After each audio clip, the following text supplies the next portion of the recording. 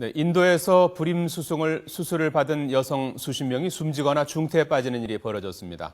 정부가 주는 불임 장려금 2만 4천 원 때문에 수술대에 누운 여성들이 희생돼서 비난이 커지고 있습니다.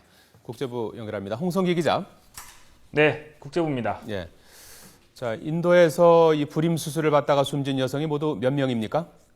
지금까지 인도에서 불임 수술을 받고 사망한 여성은 11명입니다. 그러나 중태인 환자도 많아서 사망자는 더 늘어날 것으로 보입니다. 이 문제가 생긴 곳은 인도 중부 차티스가르주인데요. 지난 주말 불임 수술을 받고 집으로 돌아갔던 여성들이 집단적으로 호흡곤란과 쇼크 증세를 보였습니다. 수술을 받은 여성 83명 가운데 지금까지 11명이 목숨을 잃었고 20여 명은 중태에 빠지는 등 모두 64명이 이상 증세를 보였습니다. 의료진의 말을 직접 들어보시죠.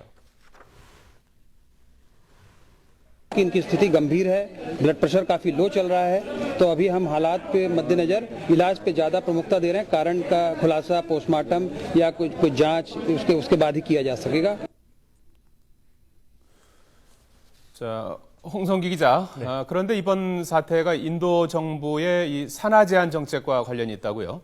네, 그렇습니다. 이번에 불임 수술을 받은 여성들은 인도 정부의 인구 조절 정책에 따르기 위해서 수술을 결심한 사람들입니다. 인도 정부는 인구 조절 체계 하나로 불임 수술을 장려하고 있는데요. 불임 수술을 받는 여성에게 1,400루피, 우리 돈으로 2만 4천 원 가량을 주고 있습니다. 결국 여성들이 돈 2만 4천 원을 받기 위해 불임 수술을 자처하고 나섰다가 이 같은 일을 당했다는 지적이 일고 있는 겁니다. 비난의 화살은 정부로 향하고 있는데요. 직접 들어보시죠. तो स्वास्थ्य मंत्री और मुख्यमंत्री दोनों को नैतिक जवाबदारी लेना चाहिए। बार बार जो ये लोगों की मौत हो रही है इस तरह की लापरवाही से, और अपने पद से इस्तीफा देना चाहिए।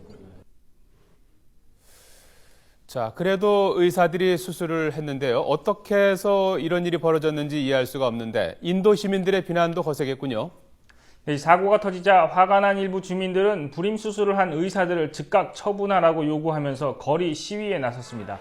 주 당국은 부랴부랴 진화에 나섰는데요. 일단 불임 수술을 한 의사 3명을 정직 처분하고 조사에 착수했습니다. 그러나 아직까지 왜 수술을 받은 환자들이 이상 증세를 보였는지 확인된 것은 없습니다.